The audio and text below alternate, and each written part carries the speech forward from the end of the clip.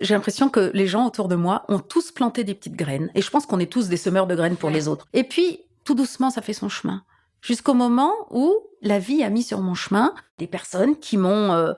au bout d'un moment, je me suis sentie prête. Voilà. Je pense pas que ça se décide comme ça, un tour de main. C'est un claquement de doigts, je veux dire. La petite voix, la petite voix, la petite voix, la petite voix. Bonjour, je suis Herveline et j'ai le plaisir de vous présenter La Petite Voix, le podcast qui donne la parole à celles et ceux qui nous font du bien. Ils sont psy, sophrologues, magnétiseurs ou autres et se consacrent à notre bien-être et à notre développement personnel. Que vous soyez sceptique ou convaincu, vous serez sûrement curieux de leurs histoires. Quel chemin ont-ils parcouru pour choisir ce métier dédié aux autres ? En quoi consiste leur pratique et que leur apporte-t-elle ? Voilà les questions que je vais leur poser lors de ces conversations intimes, sans blabla. Des conversations qui vont nous éclairer, nous inspirer. Si vous aimez ce podcast, dites-le moi avec des étoiles, des bonnes notes et des commentaires sur votre plateforme de podcast favorite. Ça aide vraiment à le faire découvrir à d'autres personnes. Retrouvez-moi aussi sur Facebook, Instagram et YouTube en cherchant simplement La Petite Voix le podcast. Alors, prêt à écouter La Petite Voix pour entendre la vôtre ? La Petite Voix le podcast, c'est parti !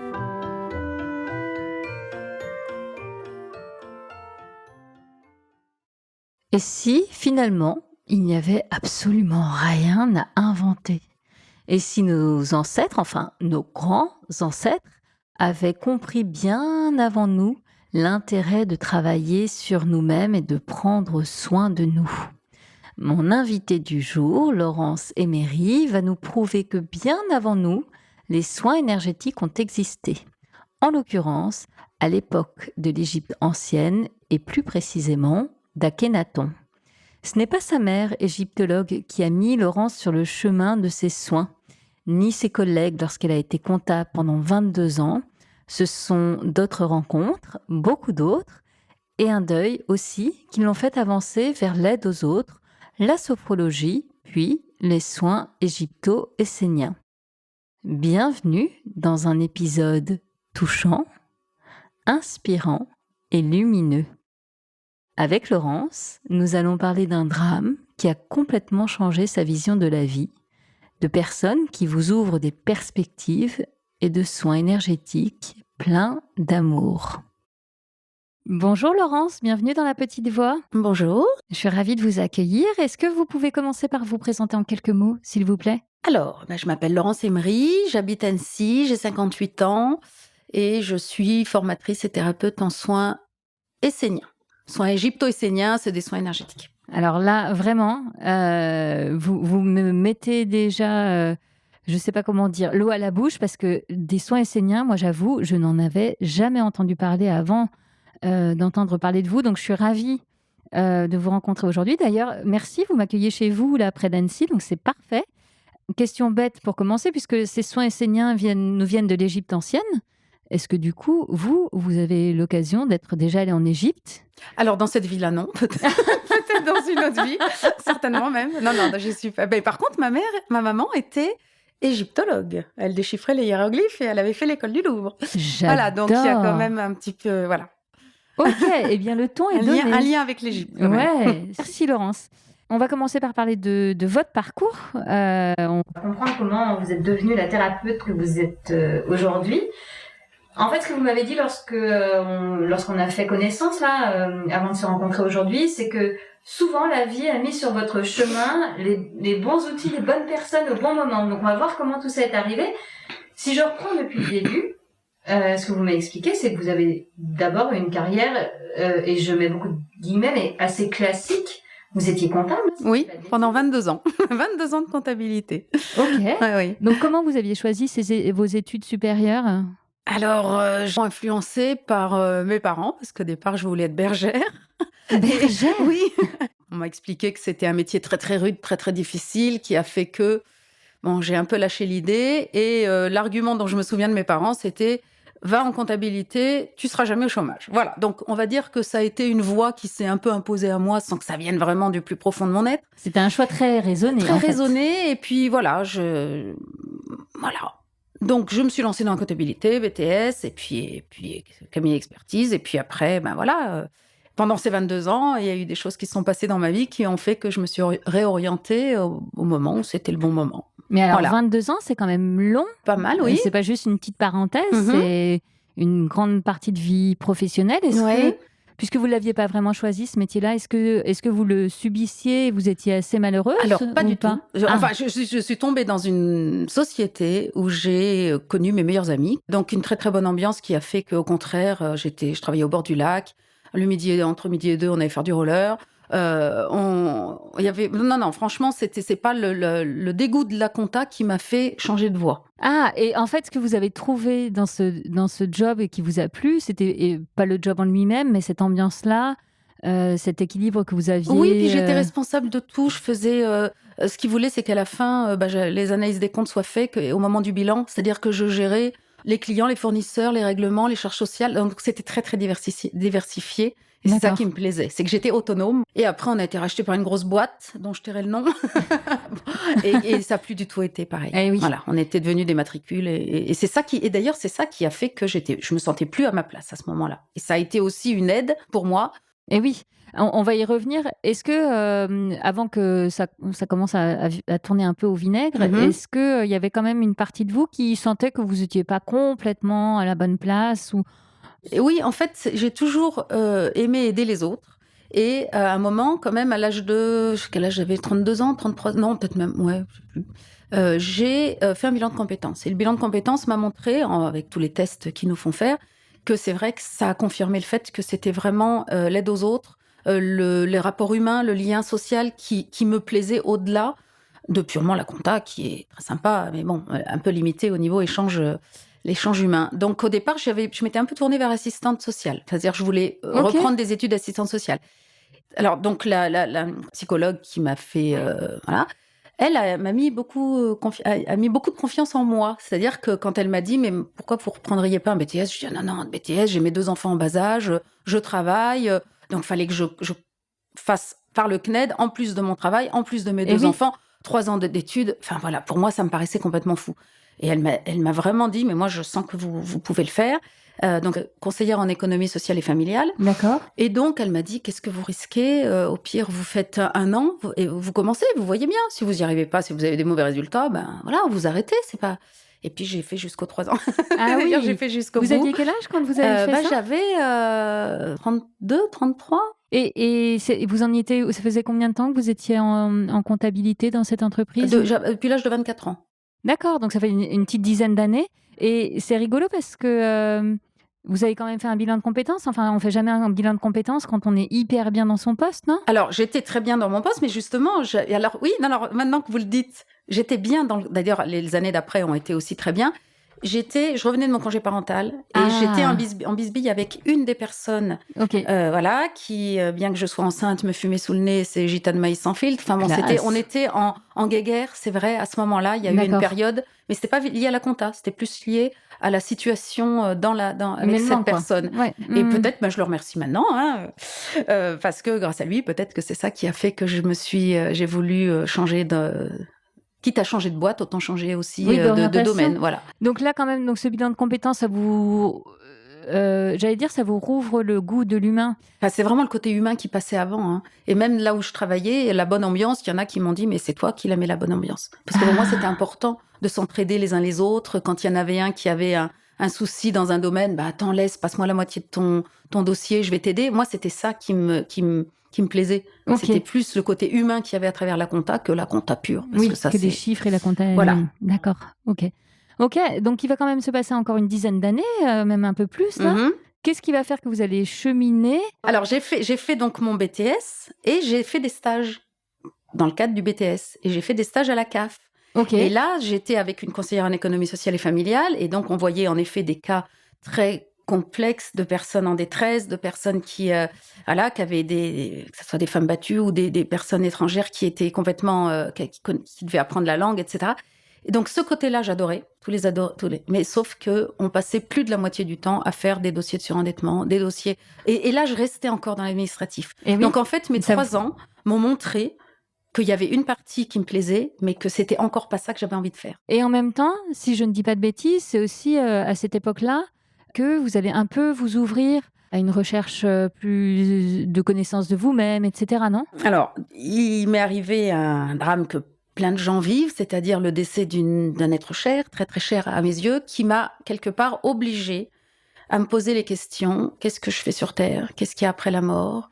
Quel sens je donne à ma vie? Est-ce que c'est cette vie-là que j'ai envie de vivre? J'étais tellement perdue, c'est comme si le sol s'était vraiment écroulé sous mes pieds. Oui.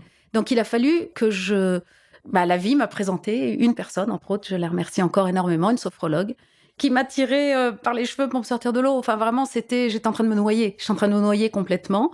Et elle me tenait des propos à l'époque que je n'étais pas en capacité d'entendre et qui pourtant maintenant sont une évidence. Ça veut dire qu'à l'époque, vous étiez dans une phase de dépression? Ah oui, mais complet, au-delà de ça. C'est-à-dire que j'avais plus de goût à la vie, je parlais plus, je mangeais plus, j'étais un zombie. Enfin, c'était vraiment très, très compliqué. Et j'avais été me faire aider à l'hôpital, mais bon, ça me faisait plus de mal que de bien. Hein. Donc, j'ai arrêté les séances parce que ça n'avait aucun sens pour moi. C'était avec un psy Avec un classique? psy, et à un moment, je lui ai dit, écoutez, moi, je vais parler à mon mur parce que ça me fait le même effet que de vous parler. Donc, Et d'accord. bon. Ok. Donc, je suis partie et donc j'ai rencontré par le plus grand des hasards, hein, on est Ou d'accord pas. que voilà, en regardant dans les pages jaunes. Et bon, je vais pas dire son nom, mais disons que le nom m'avait attirée. Et il se trouve que c'est elle qui m'a reçue en premier par Une rapport, sophrologue. oui, une sophrologue, qui m'a vraiment aidée énormément. Et elle aussi, fait partie des personnes qui m'ont vraiment sorti la tête de l'eau. Et après plusieurs années, parce qu'on est resté en contact longtemps, elle m'a dit, vous savez, j'avais des années de pratique. Quand je vous ai vu arriver, je me suis dit, je vais rien pouvoir pour elle. Ah! Tellement mon cas était, ma détresse, on va dire, était fort. Et en fait, non seulement elle m'a vraiment aidée, et c'est elle un jour qui m'a dit, mais pourquoi vous ne seriez pas sophrologue? D'accord. Et moi, c'était une idée tellement nouvelle pour moi que je lui ai dit, bah non, mais moi, je ne saurais pas faire, etc. Et elle m'a dit, mais moi, je pense, un peu comme la dame comment dire, je trouve le mot, Du bilan de compétences, qui Ouais. m'a en fait, qui a vu en moi ce que moi, j'avais pas vu, Vous ou n'y que étiez pas encore, voilà. c'est ça? Ouais. Et bah voilà, le hasard de la vie a fait qu'un jour, une amie à moi m'a dit, écoute, il y a une journée découverte en sophrologie à Grenoble, ça te dit de venir avec moi, je prends une idée toute seule. Ok, de là est parti 4 ans de sophrologie. Ok. Alors, est-ce qu'on peut revenir juste un peu en arrière? Parce que moi, ça m'intéresse de comprendre.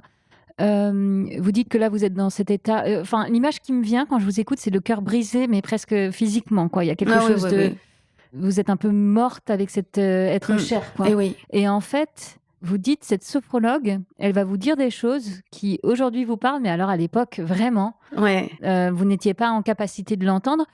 Qu'est-ce qu'elle vous disait que vous comprenez Elle maintenant? me parlait d'un monde invisible auquel je n'avais jamais eu accès. C'est-à-dire que pour moi, la vie, je m'étais jamais posé la question de savoir ce qui se passe après la mort. Bon, voilà, on vit, on a un job, on s'achète une maison, on part en vacances.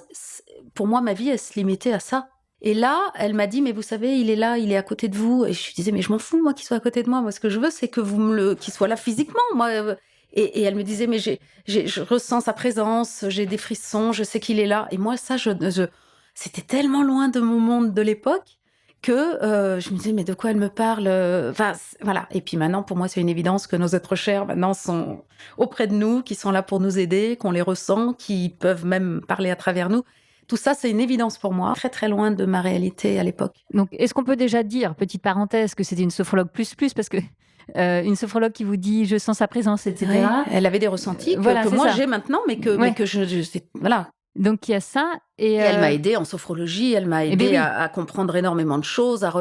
Voilà, la sophrologie, c'est poser un regard différent sur les événements. Donc elle m'a vraiment aidée à pouvoir aborder cette situation que moi je vivais comme quelque chose de dramatique, Bien sûr, comme peut-être quelque chose de salvateur. Maintenant, pour moi, j'en suis sûre maintenant. À l'époque, j'étais pas. Voilà. Donc, elle m'a vraiment ouverte à aborder la vie autrement et surtout cette conception de on n'est pas seul sur Terre et qui, pour moi, m'aide énormément parce que maintenant, c'est une évidence. Maintenant, il n'y a pas de preuve. Donc, quelqu'un qui voilà, c'est difficile de transmettre une foi à quelqu'un. Oui, bien sûr. Mais c'est intéressant qu'on vienne là-dessus. À l'époque, vous étiez hyper cartésienne. Aucune notion même de spiritualité, sans même parler de monde invisible et de vie après la mort et tout ça. J'avais mais juste pas ce côté spirituel.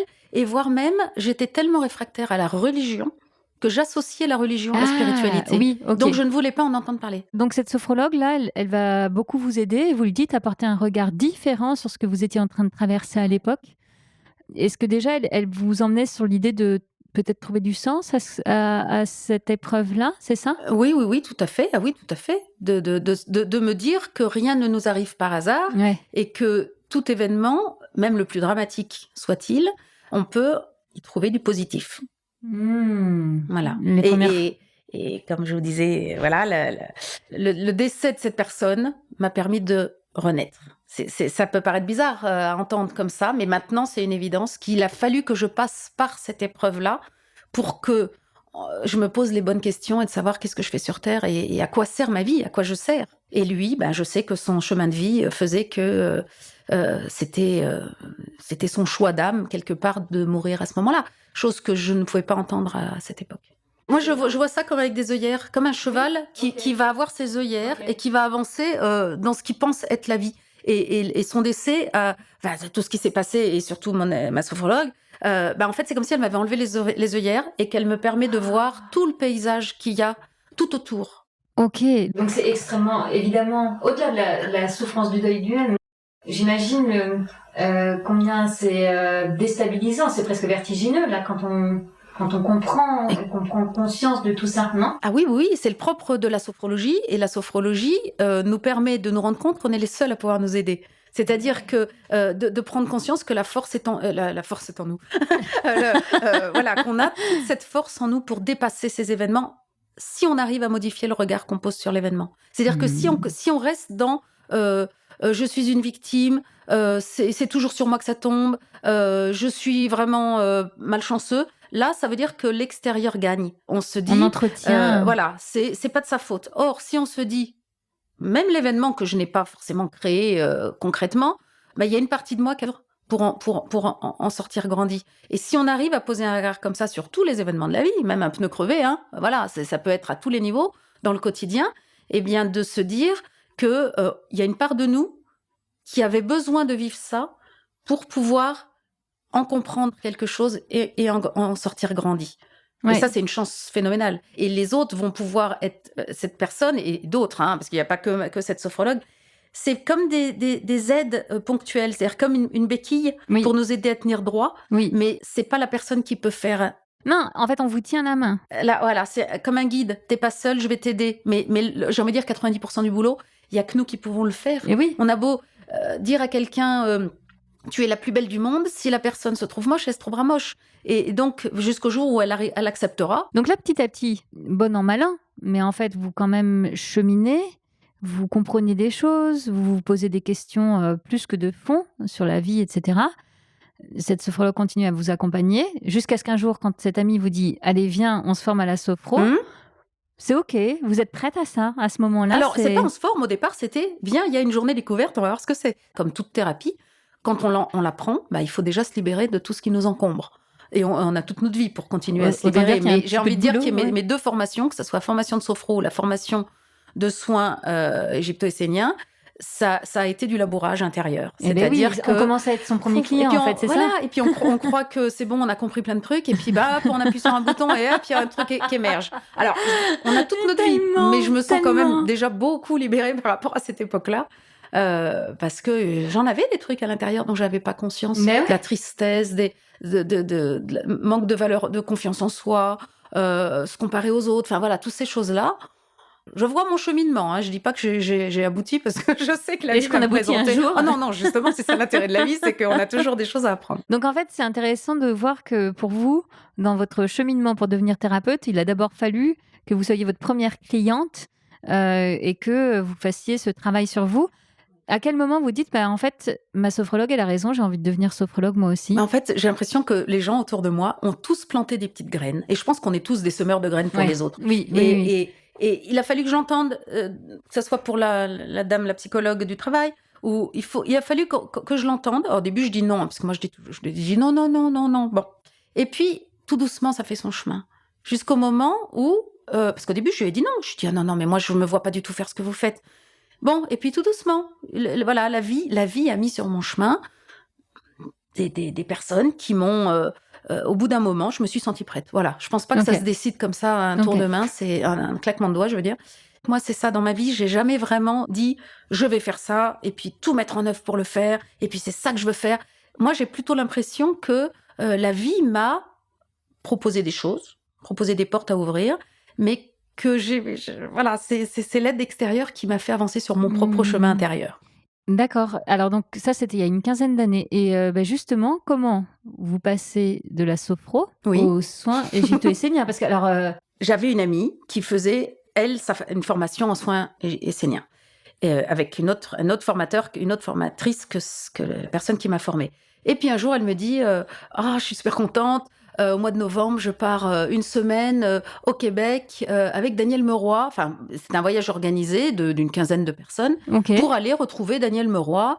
Daniel Meroy, j'en avais un petit peu entendu parler, mais pas plus que ça. J'avais jamais lu un de ses livres.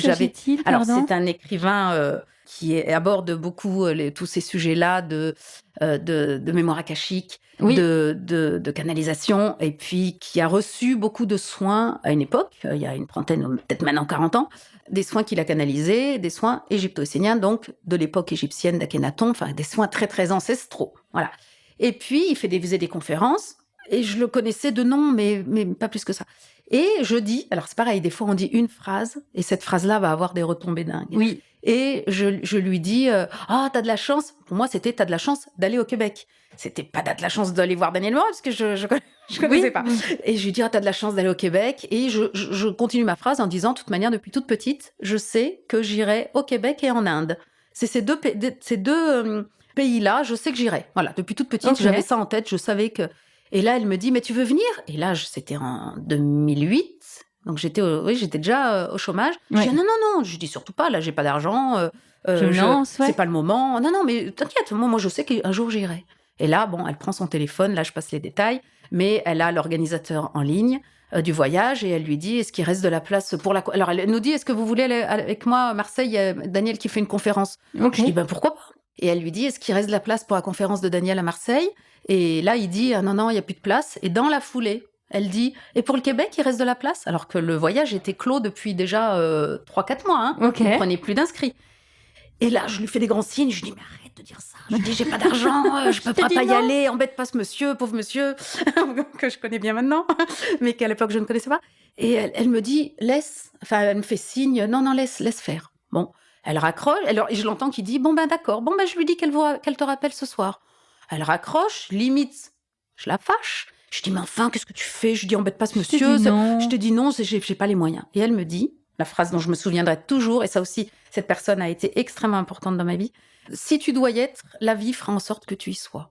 Et là, le soir, je rappelle le monsieur quand même pour lui dire, mais que non. Désolée. Mais au moins par politesse, puisqu'il était censé faire les recherches. Et là, il me dit, c'est bon, il y a encore des places dans l'avion, dans les hôtels, mais il faut que vous vous décidiez vite. Parce que voilà, dans 2-3 jours, il faudra que... il faut booker. Et là, je lui pose la question, je lui dis, mais attendez, pourquoi vous faites tout ça pour moi? Je lui dis, vous me connaissez même pas. Et il me dit, parce que je sais qu'il faut que vous y soyez. Donc lui aussi avait reçu, certainement, là-haut, ils ont fait un sacré boulot. Et dans la semaine, j'ai reçu la somme nécessaire par 2 biais différents. C'est pas vrai. Dont la première personne qui m'en a donné une partie, et mon beau-frère qui venait de vendre, que je lui avais donné, mais que ma maman m'avait donné, donc et il m'a donné la moitié de la vente. Voilà. Et donc c'était pas du tout prévu que cet argent-là vous arrive. Quelques jours après, j'avais cet argent pour exactement la somme pour partir au Québec. Et j'ai rappelé le monsieur en disant, ok, je viens. J'ai compris le message, ça y est. Et là, j'avais toutes mes peurs en me disant, mais est-ce que je me l'autorise, mes enfants, machin. Et donc, j'ai traversé. Et là, j'ai rencontré Daniel et Marie-Joanne, donc sa femme. Et il y a eu un genre de reconnaissance d'âme qui a fait que 6 mois après, il commençait une formation et que j'ai dit, je fais la formation avec eux. Ah, wow. Mais c'était plus pour les retrouver eux que la formation en elle-même, dont j'avais quand même entendu parler. Il faut pas exagérer, je tombais pas de l'armoire, mais voilà, c'était l'énergétique, je connaissais pas du tout. C'était plutôt pour apprendre, pour me dire, tiens, je vais découvrir des techniques nouvelles. C'était pas vraiment sans but précis de devenir un jour thérapeute et encore moins formatrice. Mais à l'époque, vous étiez tout le temps dans le truc de vous dire, ça y est, moi je me lance comme sophrologue en fait. Voilà. J'avais commencé en tant que sophrologue. À oui, mais je l'avais pas vécu dans dans ce sens-là. En tout cas, ma décision, c'était pas de se dire, je vais avoir un outil de plus à ma carte de visite. C'était pas Non, du tout c'était ça. pour vous. Ah ben c'était pour les retrouver dans tous les 6 mois. C'était vraiment une reconnaissance de cœur qui s'était faite entre eux et moi. Et donc à l'époque, là on est quand même en 2008. Oui, voilà. Et là donc vous allez vous former auprès d'eux, Oui. aux soins. C'est eux qui viennent surtout en France nous former. Oui, égypto-esséniens. oui, voilà. On va y revenir après parce que Ouais, ouais, vraiment ouais. il faut que vous m'expliquiez. Et en fait depuis, votre pratique a complètement basculé. Enfin, est-ce que vous Je suis faites encore- toujours oui, un- pour moi, c'est ok. deux techniques complémentaires. Ok, donc il y a la sophro d'un côté Voilà. et les soins égypto-esséniens Voilà. de l'autre. Ouais. Ok. Et donc Je vous mélange allez... pas les deux techniques, mais chaque Ah, technique, en fonction de la problématique de la personne, ça va être plutôt la sophrologie, s'il y a besoin de les aider à porter un autre regard, et puis plutôt les soins énergétiques, si c'est au niveau pathologie ou au niveau plutôt énergétique. Voilà. ok, d'accord. Donc maintenant vous avez votre cabinet ici à Voilà. Annecy Oui. et vous recevez depuis plus d'une dizaine d'années, presque 15 ans Oui, maintenant. oui. Donc de l'individuel et puis des formations. Donc Ah. individuel en sophrologie et en soins esséniens, Ouais. et puis des formations en soins égypto-esséniens, puisque j'ai eu l'agrément de Daniel et Marie-Joanne pour faire à leur suite, puisque Pour eux être formatrice vous-même. ne font plus de formation. Alors, merci. Là, c'est hyper clair et on voit comme dans votre parcours, effectivement, petite pierre semée par d'autres. Et puis, c'est joli, comme vous dites, les gens ont vu avant vous votre potentiel. Mais vous leur avez fait confiance. Parce que j'avais un manque de confiance en moi qui faisait que moi, j'arrivais pas à le voir. Et en fait, ces personnes-là, même je mettais leurs paroles en doute des fois. Je disais, non, mais attends, tu dis ça, mais non, tu te trompes. Et puis, voilà, En fait. ils avaient raison. Ils ont tout fait pour m'emmener là où je suis. Et c'est comme s'ils savaient un petit peu avant moi là où il fallait que j'aille. Génial. Ouais. Bon, on en vient à ces soins Oui. égypto-esséniens. Mhm. De quoi s'agit-il vraiment? Donc, ce sont des soins holistiques, comme on dit, c'est-à-dire qui vont aborder à la fois le côté physique, le côté subtil, et avec cette dimension spirituelle qui va faire qu'on va se relier à cette énergie divine, qui va passer, énergie de vie, quand je dis divine, voilà, faut pas que... Oui. Énergie de vie, le prana, qui va passer à travers nous et qui va aider la personne sur son chemin de guérison. C'est-à-dire qu'il y a cette notion de trinité qui, moi, me plaît énormément. C'est-à-dire que c'est pas le thérapeute qui va guérir, déjà, l'autre. C'est pas le thérapeute qui va donner de la bonne énergie, enlever la mauvaise énergie. C'est pas binaire. C'est chacun a sa part d'action. Que ça soit le thérapeute, la personne soignée et cette énergie de vie qui circule entre les deux. Donc, c'est vraiment accompagner l'autre sur son chemin de guérison. Mais à aucun point, à aucun moment, on ne doit avoir un résultat, un but. Enfin, je fais un soin, il faut que la personne, à la fin du soin, elle soit libérée de sa maladie. Parce que là, c'est vraiment nier le chemin de guérison de la personne. Donc là encore, on est une béquille, on est une aide importante. Il y a des soins qui vraiment vont avoir des répercussions ou des guérisons dingues. Mais on ne peut pas l'attribuer au thérapeute. Donc on se connecte à cette énergie, on la fait passer à travers nous et on fait le protocole de soins qu'on a appris pendant la formation. Mais c'est cette notion d'humilité, moi, qui me plaît énormément. Oui, en fait, ce que vous nous dites là, c'est attention, en tant que thérapeute, on n'est pas tout puissant. Et au contraire, on est au service de l'énergie. Exactement. Mais service. Aussi de la personne qu'on reçoit. On se met en service en toute humilité. C'est-à-dire qu'on va accueillir les informations, tout ce dont la personne a besoin, on va l'accueillir, on va faire passer à travers nous pour aider la personne sur son chemin. Mais on met de l'intention. Donc, on est dans l'intention d'apporter de la lumière, on est dans l'intention d'apporter de la fraîcheur. Voilà. Mais l'intention, elle va être dirigée par rapport à l'énergie. Oui. Mais pas l'intention de guérir. D'accord. Parce que là, on va au-delà de notre rôle de thérapeute, en tout cas en soins esséniens. Et c'est là où beaucoup de thérapeutes se disent guérisseurs ou s'attribuent la guérison de l'autre. C'est-à-dire, voilà, si quelqu'un n'a plus sa maladie quand il part, c'est moi qui l'ai soigné. Alors que justement, pour moi, c'est le contraire. C'est qu'on a été juste le petit catalyseur qui va avoir permis à la personne de se libérer de sa maladie suite à sa compréhension, suite au travail que la personne a fait. Quand vous dites ça, en fait, moi, ça me fait penser par exemple à quelque chose comme le Reiki.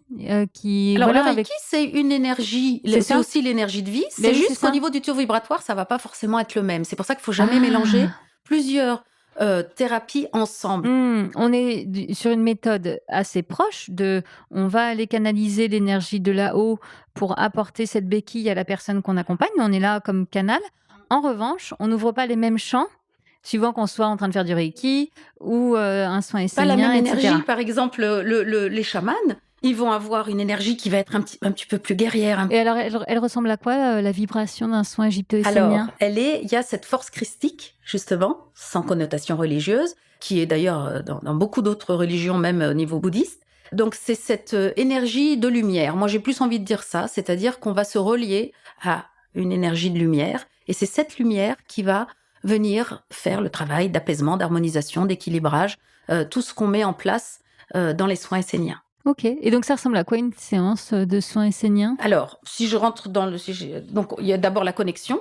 D'abord, il y a l'entretien préalable où Ok, la la personne personne va vous explique expliquer la ce qui se raison de passe. sa venue, etc. Déjà, pendant cet entretien, on peut être amené, après je parle de moi parce que chacun est différent et chacun a des sources d'informations Ouais. différentes, mais j'ai déjà des informations sur le soin que je vais faire. Donc ensuite, la personne s'allonge. En tant que thérapeute, je vais me connecter, c'est-à-dire Oui. que je vais faire les demandes, Oui. c'est-à-dire demander aux guides, mes guides, les guides de la personne, demander aux êtres lumineux la demande pour aider, qui m'envoie les informations qui vont aider au mieux Ouais. la personne. Donc Ouais. ça, c'est cette première phase, elle est incontournable. Ouais. Ensuite, je commence ce qu'on appelle les soins de base, c'est-à-dire des soins qu'on va faire, les 3 soins qu'on va faire à tout le monde, mais qui vont nous donner des informations au moment où on va les faire et qui permettent aussi à la personne de se poser. Parce que, D'atterrir. voilà. Non, oui, ou de se rendre compte qu'en fait, ce sont des soins de douceur qui D'accord. vont lâcher les barrières. C'est Ok. plutôt ça. Ensuite, on fait le ou les protocoles qu'on doit faire à la personne. Et ensuite, on va faire un ancrage final, à Ouais. la fin pour permettre à la personne de revenir. Et ensuite, cette fameuse prière de gratitude, c'est-à-dire Oh. on va remercier. C'est un cercle qui doit être fermé. On fait les Oui. demandes et ensuite on remercie. Ok. On remercie toutes les personnes qui sont intervenues pendant le soin. Oh. Et voilà, donc c'est vraiment des soins de lumière, avec beaucoup de paix intérieure, beaucoup de calme, on laisse faire les choses sans y mettre de mental, sans y mettre de volonté précise. Alors, merci parce que j'allais rebondir là-dessus. J'entends une forme de médiumnité, non? Parce que vous recevez des messages, etc. Alors, au départ, moi, j'étais persuadée que les autres savaient faire des trucs, ils étaient déjà énergéticiens, magnétiseurs, etc. Et moi, j'étais vraiment la petite novice qui... Moi, je suis sophrologue. Oui, voire ex-comptable. Et donc, bon, il y a toute cette phase d'apprentissage pour se donner confiance. Et bien, quand je fais un soin, je ne me pose même pas la question de savoir, j'espère que je vais bien ressentir les trucs. Au contraire, je me dis, je sais que je vais avoir la bonne info au bon moment, quand ça sera le moment qui correspondra pile poil à cette personne. C'est-à-dire que vraiment, je peux lâcher le mental. Et là, des fois, il se passe des choses dingues. Vous pouvez me donner quelques exemples? Un exemple que j'ai déjà donné parce qu'il m'a vraiment énormément marqué, et c'était une personne qui était très, très, très, très dure, très fermée, très... oui, d'accord, allez, faites-moi votre soin, ça ne sert à rien de parler. Enfin, très, très dur, Mais elle vraiment. voulait pas venir, Au tout ou début, si. Alors, c'est sa fille qui lui avait dit, maman, ça serait bien que tu ailles faire une séance. Donc, elle y était allée pour que sa fille arrête de l'enquiquiner. J'exagère, mais c'est peut-être ça.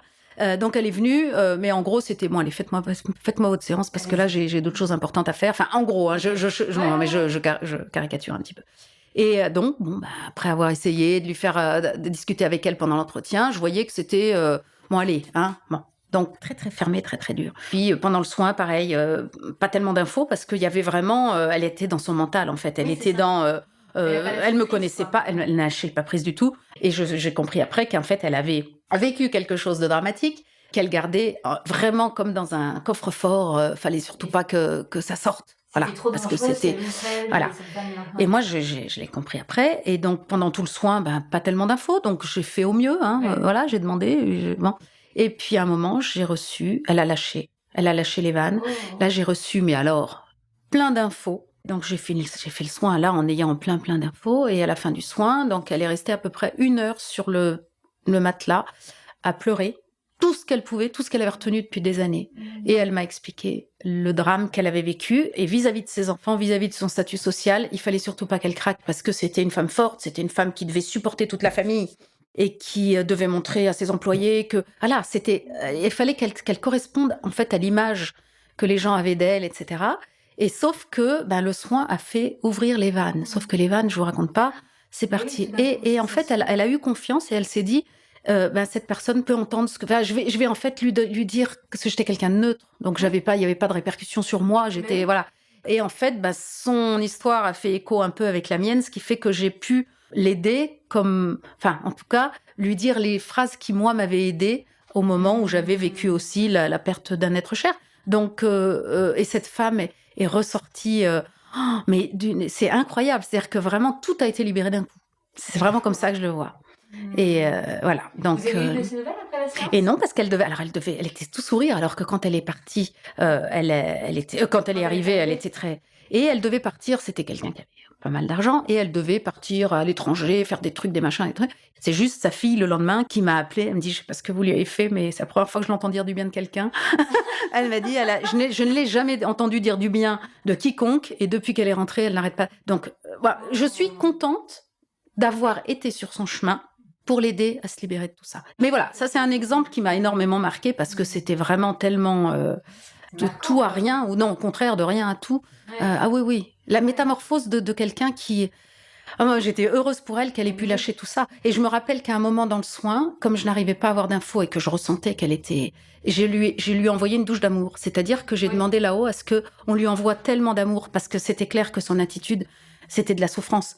Et je pense que c'est cette douche d'amour, et je le sais, qui a fait que ça l'aidait à lâcher. Donc pour moi, cette force spirituelle, cette force qu'on ne voit pas, elle agit de manière incroyable. Donc ça veut dire qu'on vient vous voir pour des situations, pour nous aider à gérer nos émotions.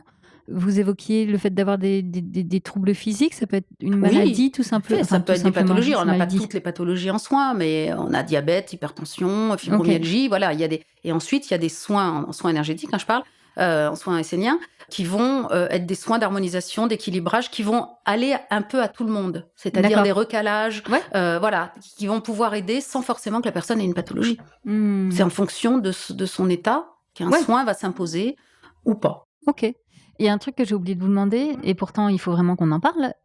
Les soins esséniens dont on parle là, c'est qu'en fait c'était des soins pratiqués à l'époque de l'Égypte antique. Ancienne Égypte, voilà, tout à fait, à l'époque d'Akhenaton. C'est des soins ancestraux universels, j'ai envie de dire, voilà, ça a été remis à l'honneur par Daniel Meroy dans ces années-là, dans Parce les années que lui de maintenant. a reçu Voilà. des messages En canalisation, lui, il a une canalisation, capacité on hors lui a norme dit, d'aller dans les mémoires akashiques. ok, donc on lui a dit, remets au goût du jour, enfin, ramène... Alors, on lui a dit, oui, certainement que là-haut, son rôle, comme le rôle de chacun de nous, Sa mission de vie, sa mission. Alors, sa mission de vie, lui, c'est l'écriture pour ouvrir les consciences. Ok. Donc ça, c'est vraiment son gros travail. Les soins, il les a reçus. Et ensuite, c'est surtout Marie-Joanne, donc sa femme, qui a eu envie, en disant, mais c'est un trésor. Elle a retrouvé, en fait, tous les soins qui avaient été, à l'époque, manuscrits, parce qu'il n'y avait pas encore d'ordinateur. Ah, ça avait été manuscrit, ça avait été écrit par ceux... Non, manuscrits dans le sens où quand ils recevaient des soins, ils étaient écrits pour que les personnes, pour qu'on puisse s'en rappeler. D'accord. Donc ça veut dire que à cette époque d'Égypte ancienne, c'était les prêtres qui prêtres-thérapeutes, pratiquaient, qui pratiquaient ça. Et ensuite, ça a été au niveau des Esséniens. Et puis un peu après, ça s'est un petit peu perdu. Et puis là, ça revient. Ok, donc on remet au goût du jour des soins d'Égypte ancienne. Incroyable. Ok. Merci Laurence pour de ces rien. explications. C'est passionnant. J'ai quelques questions rituelles pour clôturer notre entretien. Je pense qu'on a un début de réponse, mais est-ce que vous, Laurence, vous écoutez souvent votre petite voix? De plus en plus. Comme souvent. Oui, de plus en plus. Mon intuition, et d'ailleurs, j'essaye d'être au plus proche de ce que je ressens, c'est-à-dire d'être en cohérence entre là où je vais et là où je ressens qu'il faut que j'aille. Est-ce qu'il y a un livre qui vous a particulièrement guidé? Il y a eu un moment où ce livre, c'était le pouvoir de l'instant présent, de Eckhart Tolle. Voilà. Et je me rappelle, dans une période où, voilà, j'étais pas forcément super bien.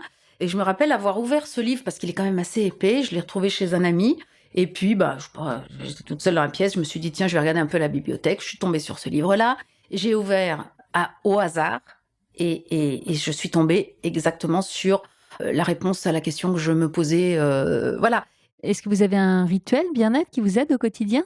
Bien-être, oui. C'est-à-dire d'avoir cette conscience par une petite méditation, mais très rapide. Et même, j'ai presque envie de dire, même d'y penser, ça agit. C'est cette connexion qu'on a avec la terre et cette connexion qu'on a avec le ciel. Et c'est cette conscience de cet équilibre entre la terre et le ciel qui va faire qu'on va être beaucoup plus stable et beaucoup plus fort face aux événements. Ça m'aide. Et aujourd'hui, Laurence, vous diriez que vous êtes heureuse? Extrêmement. Ah oui, non, mais ça, c'est sûr que ces périodes de grosses difficultés, voire de grosses dépressions, je sais, au fond de moi, j'ai la certitude que jamais plus je revivrai des moments de désespoir à ce point-là, parce que j'ai vraiment conscience de la beauté de la vie et de cette aide qu'on a et que tout est expérience. Alors ça m'empêchera pas de vivre des choses difficiles, par contre, je les verrai avec un regard vraiment différent. Ah oui, je suis très très heureuse. Vraiment, non, mais la vie est belle. J'adore la vie. Waouh. Eh ben, restons-en là. Merci beaucoup, Laurence. Mais de rien, de rien. J'espère que cet épisode vous a plu. J'en repars avec cette idée qu'effectivement, on croise parfois dans la vie des personnes qui lisent en nous mieux que nous-mêmes. Est-ce qu'il vous est déjà arrivé que l'on vous prête, je ne sais pas moi par exemple, des qualités, des talents que vous n'aviez même pas remarqués ? Moi, j'ai eu la chance de croiser quelques mentors comme ça dans ma vie et c'est vrai que leur regard m'a donné confiance en moi et aussi, effectivement, m'a ouvert des perspectives. Alors, peut-être que ça vous est arrivé à vous aussi, dites-le moi sur les réseaux sociaux. La Petite Voix, le podcast, c'est fini pour aujourd'hui. Si cet épisode vous a plu, s'il vous a inspiré, alors dites-le moi avec des étoiles, des bonnes notes et des commentaires sur votre plateforme de podcast favorite. Ça aide vraiment à faire découvrir La Petite Voix à d'autres personnes. Retrouvez-moi aussi sur Facebook, Instagram et YouTube en cherchant simplement La Petite Voix, le podcast. D'ailleurs, c'est sur ces pages que je vous raconte les coulisses de ma rencontre du jour et que vous trouverez toutes les références de l'épisode.